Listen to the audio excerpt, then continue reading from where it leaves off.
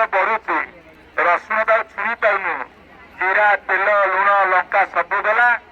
ଏଇ ଶୀତ ଦିନ ଆସିଲା, ବାହାଘର ସିଜିନ, ଝିଅ ପୁଅ ବାହାଘର ସୁନା ରେଟ୍ ବଢିଗଲା, ରୂପା ରେଟ୍ ବଢିଗଲା। ଏପଟେ ପକେଟରୁ ପଇସା ଦେବନି, ସେପଟେ ପକେଟରୁ ଦି ହାତରେ ଡବଲ ଇଞ୍ଜିନ ଦିଟା ନଳ ଲଗେଇ କରୁଛୁ। ସେଇଥିପାଇଁ ଆମେ ଯେତେବେଳେ ଆସୁଥିଲୁ ଏଇପଟେ, ଯେ ପୁଲିସ ବାଲା ଆମକୁ ରୋକୁଛନ୍ତି, ତମେ ତାଙ୍କ ପାଖକୁ ଯାଇପାରିବନି। ମୁଁ କହିଲି ଇଏ କି ଶାସନ?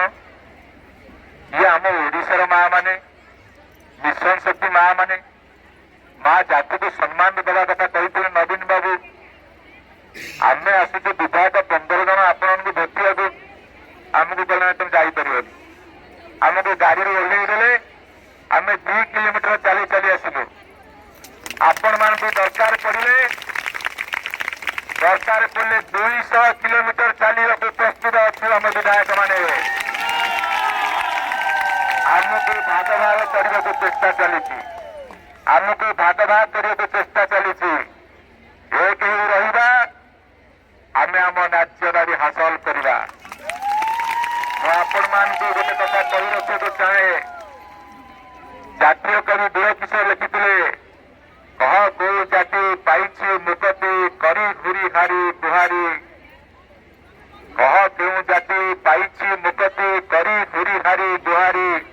କହ ପାଇଛି କି ସୁଖ ନିଭେଇଛି ଦୁଃଖ ମାଗି ମାଗି ପଥ ଭିକାରୀ। ଆମେ ଲଢେଇ କରିକି ନେବୁ, ଆମର ହକ୍ ନେବୁ, ଆମର ପ୍ରାପ୍ୟ ନେବୁ। ଆମେ ଖଟିବୁ,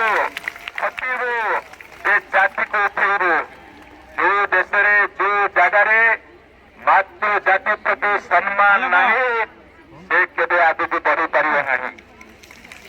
ଆପଣ ଦେଖନ୍ତୁ, ଆଜି ଆପଣଙ୍କ କଥା ଖାଲି ନୁହଁ, ଯେତେ ସବୁ ମିଶନ ଶକ୍ତି ଘର ଯାଇଥିଲା, ଗାଁ କୋଠ ଘର ଯାଇଥିଲା, କୋଉ ଗାଁରେ ମଙ୍ଗଳା ଠାକୁରାଣୀ ବୁଢୀ ଠାକୁରାଣୀ, କୋଉ ଗାଁରେ ବ୍ରାହ୍ମଣୀ ଦେବୀ ଠାକୁରାଣୀ, ଯେତେ ସବୁ ପଇସା ଯାଇଥିଲା ତାକୁ ବନ୍ଦ କରିଦେଇକି ବସିছে ସରକାର। କହିଲେ ଏରା ବନ୍ଦ ନା କାହିଁକି? ଏରା ସେମାନେ ଦେଇଥିଲେ। ଆରେ କାହାକୁ ଦେଇଥିଲେ? ନା ଗାଁ ଲୋକଙ୍କୁ ଦେଇଥିଲେ, ଓଡିଶା ଲୋକଙ୍କୁ ଦେଇଥିଲେ। ଯଦି ଆମ ଗାଁରେ ମନ୍ଦିର ହବନି, ଆମ ଗାଁରେ ଠାକୁରାଣୀ ଘର ହବନି, ଆମ ଗାଁରେ ମିଶନ ଶକ୍ତି ଘର ହବନି, ତମେ ଏଇଠି ପୁଞ୍ଜିରେ ବସିକି ନାଟ ଚଲେଇଛ, ସବୁ କାମ ଦାମ ବନ୍ଦ କରୁଛ, ତାର ଜବାବ ମଧ୍ୟ ପାଇବ। ହେଲା, କାମ ଦାମ ବନ୍ଦ କଲ, କାମ ଦାମ ବନ୍ଦ କଲ। ଏଇ ଲୋକ ଖାଇବାକୁ ଯେତେବେଳେ ଟିକେ ମାଗୁଛନ୍ତି, ସେତେବେଳେ କାହିଁ ବନ୍ଦ କଲ? ଏ ମା ମାନେ କହିଲ, ତମେ ଏପଟେ ତମ ଦରମା ବନ୍ଦ କଲେ, ସେପଟେ ଆଳୁ କେଜି 50-60 ଟଙ୍କା ଲଗେଇଦେଲେ, ହରଡ଼ ଡାଲି 100-150, ଖାଇବା ତେଲ 200 ଟପିଲା, ପେଟ୍ରୋଲ ଡିଜେଲ ତ ବଢିକି ଅଛି, ଗ୍ୟାସ ତ ବଢୁଛି, ରସୁଣ ତ ଛୁଇଁ ପାଉନୁ, ଜିରା ତେଲ ଲୁଣ ଲଙ୍କା ସବୁ ଗଲା। ଏଇ ଶୀତ ଦିନ ଆସିଲା, ବାହାଘର ସିଜିନ, ଝିଅ ପୁଅ ବାହାଘର ସୁନା ରେଟ୍ ବଢିଗଲା।